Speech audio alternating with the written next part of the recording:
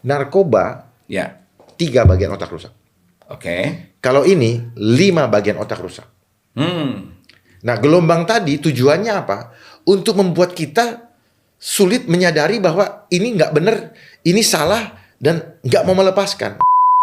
Dialah yang berhak untuk menentukan take down apa segala macam. Yes, Tetapi kalau diajak head to head ketemu, nggak pernah ada yang berani nanggepin. Berapa kali saya tanggepin itu, Pak? Ayo kita ketemu. Dari mana dasar kalian ngomong ini fact checker? Saya sampaikan di sini kalau ada yang dengar, saya pengen ketemu head to head dengan fact checkernya.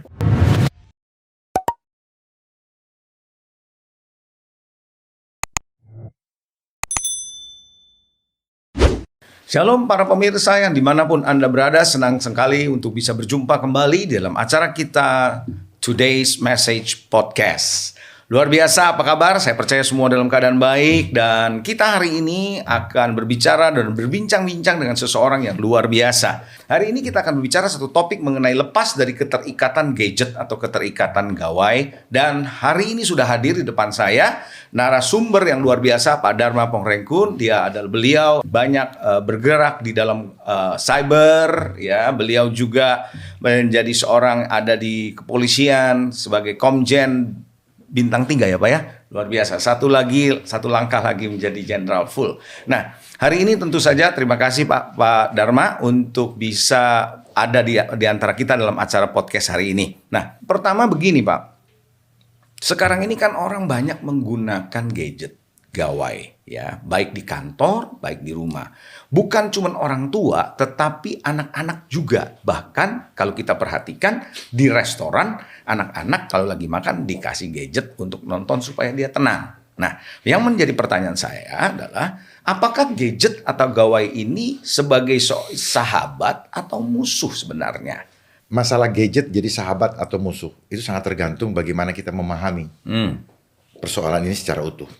Kalau kita hanya melihat dari sisi jasmania, kita akan terjebak dalam suatu kondisi bahwa memang ini kita perlukan. Sehingga apalagi kita diberikan kepada kita hal-hal yang mempermudah kita, mempercepat dan nyaman, sehingga itu adalah cara awal untuk membuat kita menjadi menyenangi alat ini. Karena kita enjoy, kita nikmati. Enggak, gini, ini alat spesial diciptakan untuk sebenarnya untuk menjala kita seluruh manusia. Menjala. Oh, oke. Ya, tanpa kita sadari. Ya, karena apa? Yang diganggu adalah pikiran dan perasaan kita. Jadi pikiran dan perasaan itu kan adanya dalam jiwa, Pak. Betul. Ya, betul. Sekaligus dia juga merusak fisik kita. Jadi kalau kita mempertanyakan apakah ini sahabat atau musuh, sangat tergantung kepada pemahaman orang itu. Tetapi bagi saya yang paham secara utuh, saya akan mengatakan ini adalah jebakan. Ya, terserah itu mau dibilang musuh. Yang sering menjebak kita itu biasanya musuh kita. Iya. Gitu. Jadi kalau ini bilang musuh, ini alat yang musuh pakai untuk menjebak kita. Oke. Nah, musuh kita siapa? Kita udah tahu bersama. Yes. Alat ini adalah cara untuk menggantikan peran Tuhan di dalam hidup kita, mengambil alih banyak hal di dalam hidup kita. Khususnya satu, kamu boleh sibuk dengan segala aktivitasmu yang dipusatkan, yang mereka sebut dengan network, di gawai. Gawai ini alat. Kalau bahasa Melayunya itu pegawai artinya. Sebenarnya kita budak. Gawai itu budak. Ya, pegawai itu budak. Nah, itu supaya apa? Supaya kita hanya taunya ini dan itu, beraktivitas di sini, dan waktu kita habis. Dia tidak ingin kita mencari Tuhan.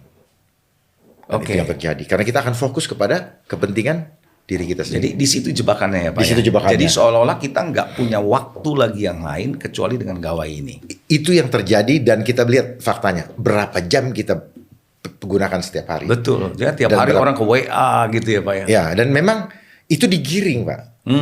Digiring. Diciptakan seolah-olah ini adalah perkembangan teknologi secara alami. Tapi sebenarnya segala sesuatu yang ada di dunia ini, setelah saya paham seluruhnya, semuanya adalah engineering. Tapi engineering ya Pak ya? Engineering. Jadi direkayasa dengan maksud tertentu. Bukan direkayasa hanya sekedar untuk mempermudah atau menjadi alat bantu buat kita, tetapi endingnya membuat kita menjadi lemah. Sekalipun bahasa dari mereka menyebut sebagai invention. Itulah kehebatannya mereka, karena mereka harus bikin begitu. Kalau nggak dibikin begitu, maka kita tidak akan terjerat, Pak. Gitu. Jadi mereka menyebutnya invention supaya orang itu percaya bahwa itu adalah invention. Invention. Ya, jadi dari dasar itu akhirnya kita percaya bahwa ini adalah penemuan, padahal ini adalah sebuah jebakan buat kita. Design. By design. By design. Ini by design gitu. Karena apa sih kebutuhan manusia sesungguhnya? Kebutuhan kita tuh bukan jasmani, ya. Kebutuhan kita adalah rohani. Kebutuhan kita adalah yang spiritual. Karena kita makhluk roh. Karena kita makhluk roh. Yeah. Tetapi kita terobsesi dengan apa yang kita lihat, rupa. Kita terobsesi dengan apa yang desire atau hawa nafsu kita senangi. Dia entertain kita punya hawa nafsu di situ.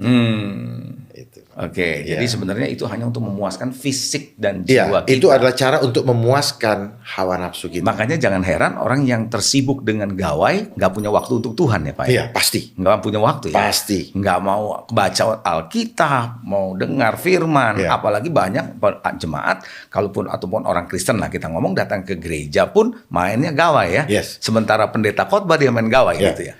Kalau kita bisa memahami gawai ini, walaupun makanya dia suruh kita menjadi pusat aktivitas kita.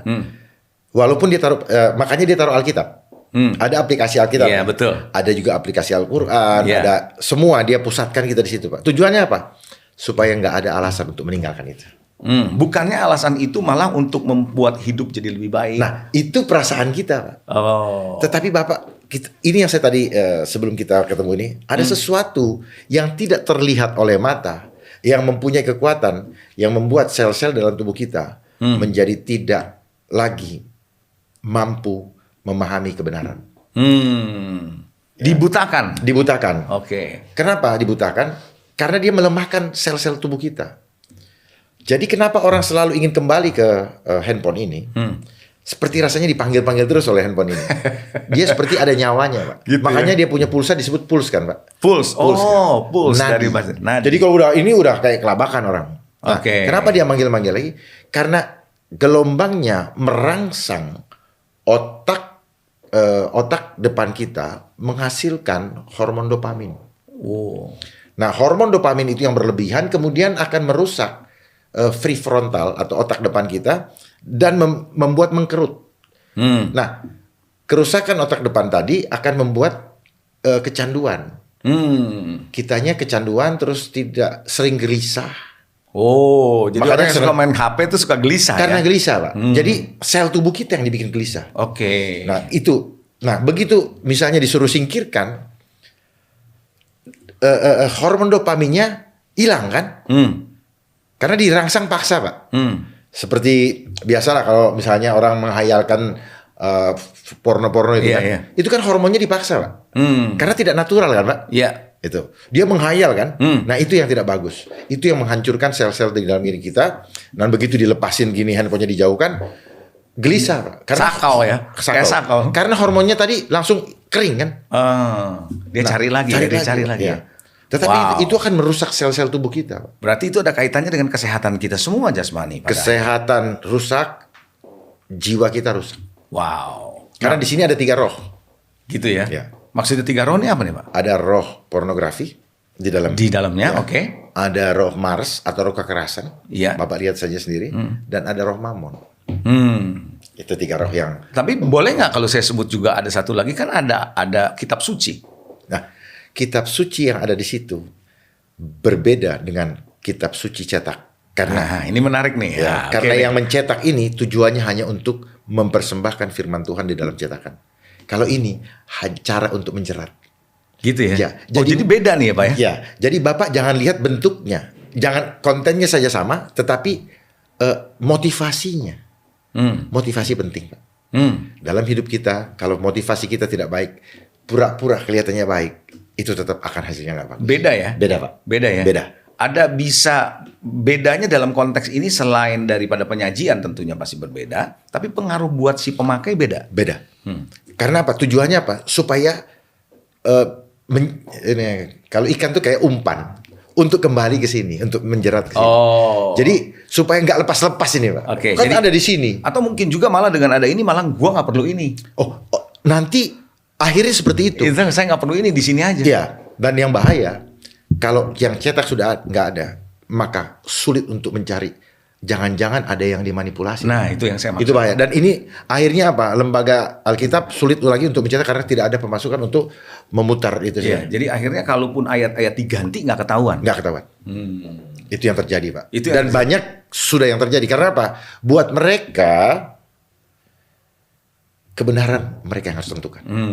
Karena alat ini dibuat untuk menggantikan peran Tuhan. Oke. Tapi nggak disadari. Oke, berarti kalau yang namanya slogan-slogan mengatakan dengan gadget ini, gawai ini, hidup jadi lebih baik, hidup jadi lebih nyaman, hidup jadi lebih teratur, itu adalah cuman slogan yang justru membuat kita masuk ke dalam jebakan lebih dalam. Tipu muslihat. Tipu muslihat. Yes.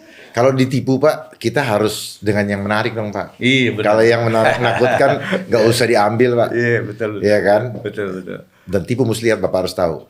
Mestinya kita lihat kebenaran. Karena ketipu, kita tidak bisa melihat kebenaran. Itulah tipu muslihat. Jadi buta.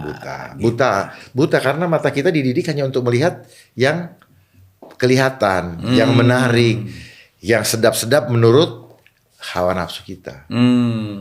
Oke, good. Nah, sekarang gini Pak, gadget itu juga selain dari yang tadi Bapak dari lihat sisi efek negatifnya, ada nggak positifnya dalam konteks misalnya mengedukasi? Ya kan? Kan dengan begitu kan kita banyak belajar. Misalnya nge-google tentang sesuatu yang dulu, setahu saya mahasiswa dulu kalau dikasih tahu sama dosen, percaya aja itu benar. Kalau sekarang kan mahasiswa dosen ngomong apa dia Google nih. Bener nggak ngomongan dosen? Kan gitu ya. Berarti itu ada sistem edukasi. Wawasan bisa terbuka. Nah menurut Bapak, apakah dengan gadget atau gawai ini yang membuat kita teredukasi dengan baik, informasi dengan baik, bukankah itu akan bisa menolong SDM menjadi lebih cerdas? Lebih cerdas, lebih baik, lebih siap dalam menghadapi ledakan yang disebut bonus demografi buat Indonesia. Kan gitu kan? Itu kan di kalangan anak-anak tengah tuh ya kan? Yes. Nah, dengan adanya gadget ini, menurut Bapak gimana? Awalnya saya berpikir sama. Oh Seperti yang gitu? Bapak sampai. Awalnya. Tetapi setelah dibukakan singkapan-singkapan udang di balik batunya atau hidden agendanya, saya hanya mengatakan bahwa itu semua adalah cara untuk menjebak kita. Untuk apa, Pak? SDM-nya cerdas secara intelektual. Tapi spiritualnya hancur. Gitu. Pilihan ada di tangan kita. Untuk apa intelektualnya cerdas? Mereka kejar ekonomi, mereka kejar uang, tapi spiritualnya hancur. Ingat, hidup kita akan berakhir di dunia. Iya, betul. Tuhan tidak pernah merancang dunia ini menjadi tempat yang kekal. Yes. Sehingga kita harus pergi kembali kepada pencipta kita. Tuhan tidak melihat berapa pintar kamu. Tuhan tidak melihat berapa banyak aset kamu. Tuhan tidak melihat berapa tinggi pangkat kamu. Tuhan tidak melihat berapa hebat kamu punya gelar. Tidak. Iya. Yang Tuhan mau tanya, adakah iman padamu? Oke. Itu yang penting. Ya itu betul Pak ya. Cuman maksud saya gini Pak, saya coba tanya lagi lebih detail. Jadi maksudnya gini, kan kita bersaing dengan dunia, warga negara Indonesia yang harus bersaing dalam pekerjaan, di dalam produksi, di dalam hasil kan gitu ya Pak ya. Nah dengan adanya gadget seperti ini kan akan membuat mereka lebih mudah belajar, lebih gampang untuk mendapatkan informasi, mengerti, mempersiapkan diri dalam persaingan yang masuk dalam globalisasi. Nah, maksud saya, apakah dengan gadget ini justru bukan yang bisa menolong bahwa masyarakat Indonesia bisa menjadi lebih siap menghadapi persaingan globalisasi? Gimana, Pak? Bapak harus paham dulu desain secara globalnya. Gimana nih, Pak? Apakah desain global ini tujuannya sungguh-sungguh untuk mengembalikan kita kepada fitrah kita sebagai makhluk ciptaan Tuhan, atau justru mau menjauhkan kita? Jangan kita terbius dengan istilah mau bersaing di dunia internasional. Sementara kita punya fondasi spiritual tidak dipersiapkan. Jadi berarti kita sedang membangun hidup yang sia-sia. Gitu. Kita sedang membangun hidup yang sia-sia. Ingat Pak, bangsa Indonesia ini adalah bangsa yang spiritual. ya, Dengan konsepnya ketuhanan dengan Nuswantara. Iya. Pancasila adalah cara untuk mencapai insan Nuswantara. Oh, oke. Ya, Nuswantara itu Nuh makhluk swa mandiri anta menuju ratu Tuhan. Jadi hidup kita ini harus ditujukan untuk kepada Tuhan. Bukan kita disibukkan waktu kita untuk mencari kemasyhuran dunia. Kalau dibilang bersaing, nggak ada Pak persaingan itu yang sehat Pak. Merusak jiwa Pak. Karena hawa nafsu yang akan main. Semua orang beralaskan bersaing secara sehat. Tidak Pak, ini ilusi. Ini adalah tipu muslihat yang dibangun untuk membuat manusia mempunyai jiwa-jiwa jahat. Sehingga membeda-bedakan. Apakah Dengan teori segitiga piramida. Oh, maksudnya gimana nih Pak? Nah, segitiga piramida Pak, orang bersaing untuk mencapai ke puncak itu melalui seleksi alam. Padahal seleksi alamnya tidak alam. Pakai strategi ya. Pakai strategi dan strateginya selalu ujungnya apa? Harus pakai uang. Gak ada yang alam. Tuhan tidak menginginkan kita bersaing. Yang Tuhan inginkan dalam hidup kita harus gotong royong. Harmonis. Harmoni. Karena Indonesia the land of harmoninya dunia. Iya. Nah, kenapa kita harus gotong royong? Karena Tuhan menciptakan manusia dengan keunikan masing-masing. Tetapi dunia ini sudah menyeragam kita dengan sistem edukasi yang diseragamkan. Ya, dan ada orang yang kemampuannya melukis dipaksa untuk belajar di sekolah. Nggak bisa Pak. Akhirnya dia harus mengejar nilai karena harus naik kelas. Dan dia deketin gurunya, dia bayar gurunya. Pura-puranya les. Gurunya bukanlah guru yang sejati karena dia tidak praktek. Dia hanya mempelajari satu mata pelajaran. Tadi tidak komprehensif. Tidak komprehensif. Sementara si murid disuruh belajar 20 mata pelajaran. Bagaimana dia bisa menguasai Pak? Dan ternyata pada akhirnya dicari sekarang apa? Orang yang profesional Pak dalam bidangnya. Kenapa nggak dari dulu aja kita dengan profesional itu kan berkaitan dengan unik Pak? Iya, keunikan. Iya. Gifting ya. Kenapa nggak dari awal Bapak hebatnya apa? Udah dipertajam di situ. Tukang kayu yang hebat seperti Tuhan Yesus kan gitu. Mau jadi penyanyi yang hebat, pelukis yang hebat. Mau orangnya misalnya dibilang cacat fisik, ya udah nggak apa-apa kayak Andrea Bocelli, dia terkenal di seluruh dunia. Nyanyinya jago ya. Nggak usah diasah aja di mana jago dia. Dia jadi pemain bola jago, tendang bola aja.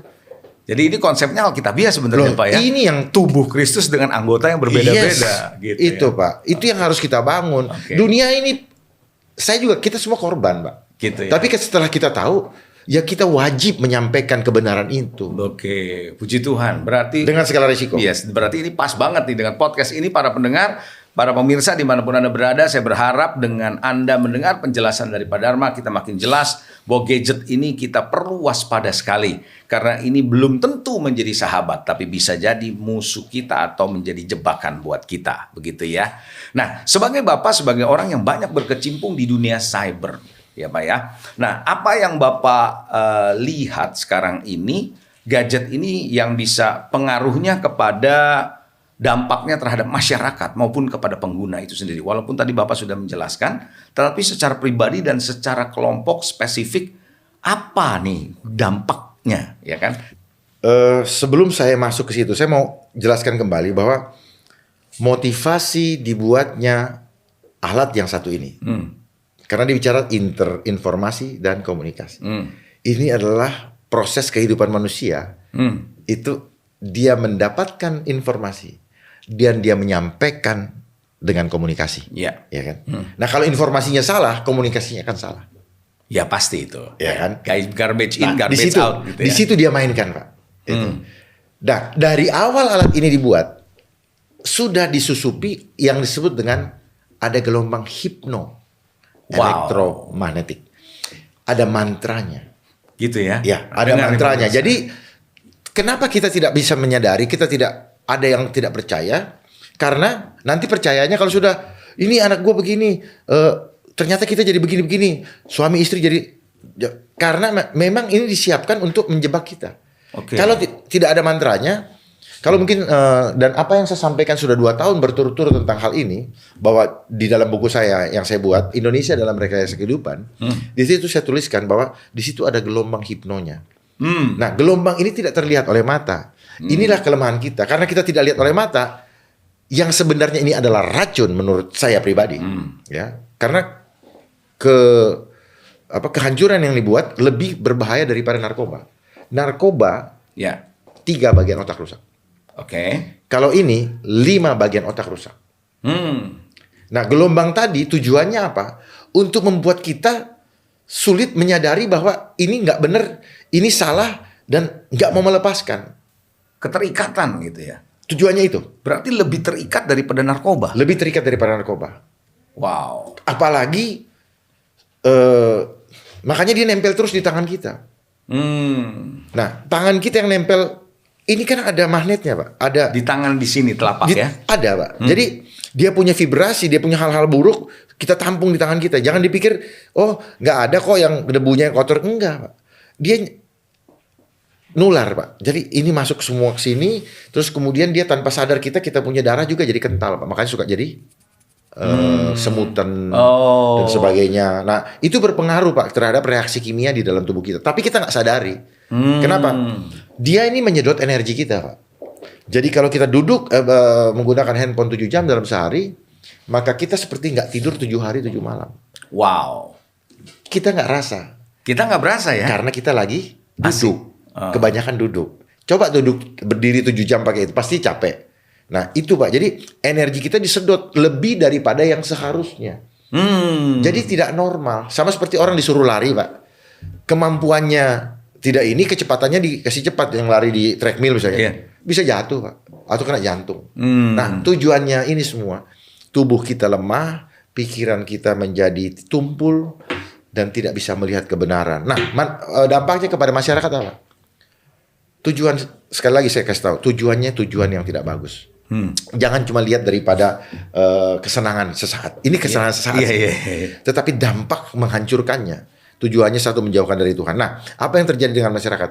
Dia menyebarkan, sejak ada yang namanya smartphone, muncul istilah hoax. Ya, betul. Muncul istilah hate speech.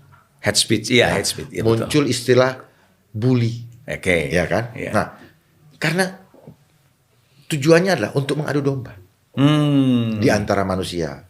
Bayangkan, tidak melihat profesi, banyak yang gelarnya tinggi-tinggi, bisa berantem. Padahal kalau normalnya, ngapain berantem?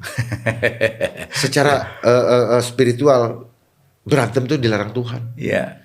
Malah ada yang kesel-keselan, mulai dibagi 2 kubu, kubu inilah, kubu itu. Nggak ada, Tuhan tidak mau itu. Tetapi inilah cara dibuat, seolah-olah ini menjadi ruang publik untuk membuat orang merasa tersinggung. Ada saja yang isengnya manusia, ada saja yang nyeletuk dari situ. Belum dari sinyalnya. Kadang-kadang kita dengar telepon, kita udah ngomong, orangnya sana bilang apa? Itu sudah mengganggu kita punya nerve. Belum lagi setiap bangun pagi sudah ada berapa notification. Orang-orang tidak dijawab karena kita lagi ngejawab yang lain, pasti dibilang nanti sombong banget, mentang-mentang gue orang tidak gitu dan sebagainya. Selalu diganggu. Jadi hoax itu dibangun, Pak. Hoax itu sebenarnya mantra. Mantra ya? Mantra gimana nih, Pak? Mantra penyihir, Pak. Oh, oke.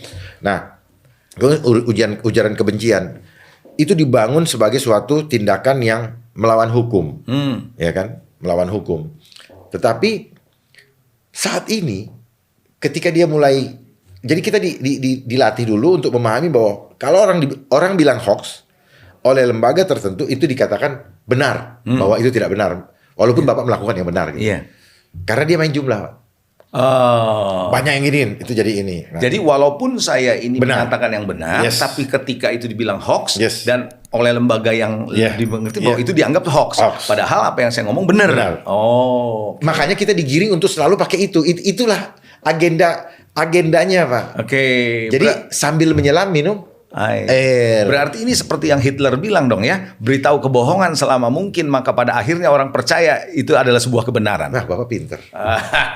Itu, Pak. Diulang-ulang, Pak. Iya, diulang-ulang. Nah, caranya untuk mengini apa? Mainkan lewat media mainstream dan di medsos. Begitu ya. Itu caranya. Makanya Bapak-bapak sekalian sekarang disibukkan. Disibukkan di rumah masing-masing sehingga tidak bisa berhubungan dengan orang lain dan tidak bisa mengetahui fakta secara sesungguhnya. Oke, kita lebih percaya ini daripada apa yang ada di Ya luar karena sana. sudah dibangun paradigmanya. Oke. Paradigmanya dan mereka menggunakan fact checker yang kita percaya bahwa dulu itu dia suatu lembaga yang kredibel. Jangan pikir sekarang dulu kredibel bahwa selama hidup dia kredibel. Begitu dia sudah kemakan sama angka-angka, maka dia tidak jadi kredibel lagi. Tapi tetap sebagai fact checker. Fact checker. Oke. Dialah yang berhak untuk menentukan take down apa segala macam. Yes, Tetapi kalau diajak head to head ketemu, nggak pernah ada yang berani nanggepin. Berapa kali saya tanggepin itu, Pak. Ayo kita ketemu. Dari mana dasar kalian ngomong ini fact checker?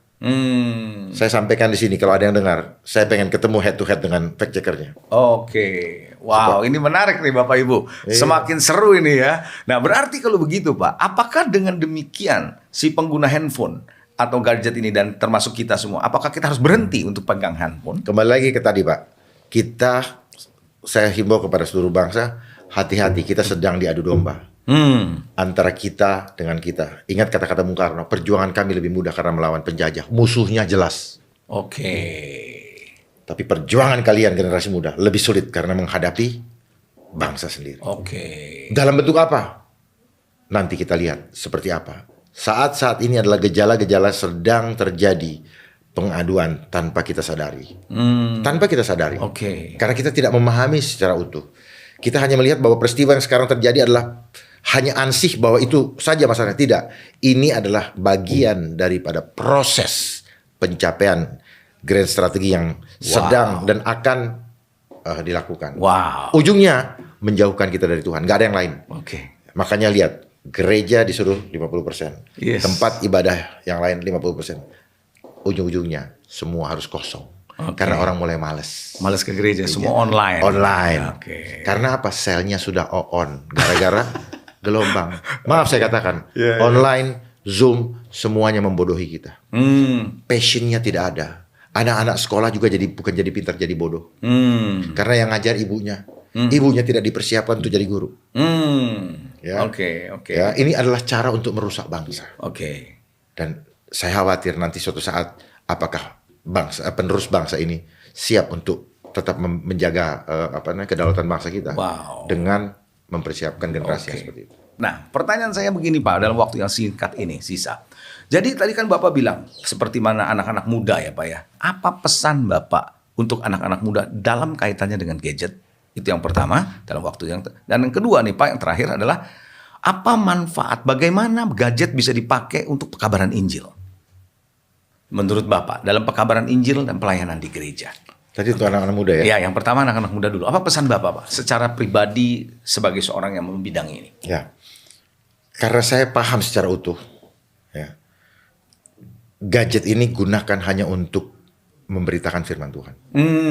Beritakan firman Tuhan, sampaikan hal-hal yang memberkati. Di luar itu, no way. Wow. Hati-hati. Mereka lebih dahulu menjala manusia, menjala jiwa. 7, sekian miliar penduduk dunia sudah dijala. Kalau kita tidak hati-hati, memang kita bisa pakai pelayanan, tetapi berapa lama? Berapa persentasenya dibandingkan mereka sudah mengerjakan itu semua? Silakan pakai untuk pelayanan, tetapi kita harus tahu bahwa kita tidak akan sanggup kalau kita mengandalkan bersandar pada pengertian kita sendiri. Oke. Nggak sanggup. Berarti masih oke ya kita kalau bisa gunakan gadget ini untuk pekabaran Injil. Tapi harus tahu bagaimana memproteksi diri supaya akibat gadget ini tidak mengendalikan kita. Oke. Persoalannya di situ, Pak. Oke. Rajin-rajin jemur pagi, Pak. Oke. Ya. Untuk menjaga kita punya sel dalam jam 10 pagi selama 10 menit. Rajin-rajin jemur pagi. jam 10 menit. Wow. Karena di situ ada sinar matahari yang cukup untuk buat kita punya yang terbaik. Yang terbaik. Ya, yang terbaik. Oke. Jadi kalau buat anak muda, Pak, gimana pesan Bapak? Apakah lepas saja atau gimana? Pesan Bapak untuk anak muda? Pesan saya gini, life is choice. Oke. Tujuan hidup kita apa? Tentukan dulu. Manfaat apa yang kita dapat di sini? Kalau buat matriks, kalau membuat jauh dari Tuhan, lebih baik lepaskan. Ya. Hidup harus memilih, Pak. Kita tidak bisa menghamba kepada dua Tuhan. Yes. Nah, yang satu ini dia mau menyerupai Tuhan. Makanya dia di Kejadian 1 ayat 3, dia menciptakan bumi kosong Gelap gulita. itu. Ya. Nah, di sini ruang gelap gulita, Pak. Makanya dibilang sini ada manipulasi. Ruang gelap gulita ini sengaja dibuat supaya kita sulit untuk mengetahui apa yang dikerjakan. Pulsa kita aja kita nggak tahu kok berapa bagaimana hitungannya menarik dikonversi jadi angka. Nggak tahu, Pak. Bapak kirim foto, Bapak kirim ke grup, makin semuanya ditarik tuh, Pak, yang ada di grup. Oke. Jadi begitu rupa disedot, data dia ambil, karena dia simpan di big data. Uang sisa, karena sekarang banyak orang yang menganggur sudah tidak bekerja lagi, disedot semua, kayak vampire. Ya, ketiga, kesehatannya hancur, jiwanya rusak. Wow. Pilih yang mana? Good. Mau banyak uang? Yes. Oke, life is a choice. Life is a choice. Oke, baik. Pak Dharma, terima kasih kita di penghujung waktu kita dan saat ini tentunya kita diberkati sekali dan para pemirsa, saya percaya session ini adalah session yang sangat memberkati karena ini memang betul-betul menjadi bagian dari kehidupan kita sehari-hari. Dan saya percaya waktu terlalu cepat ya Pak ya.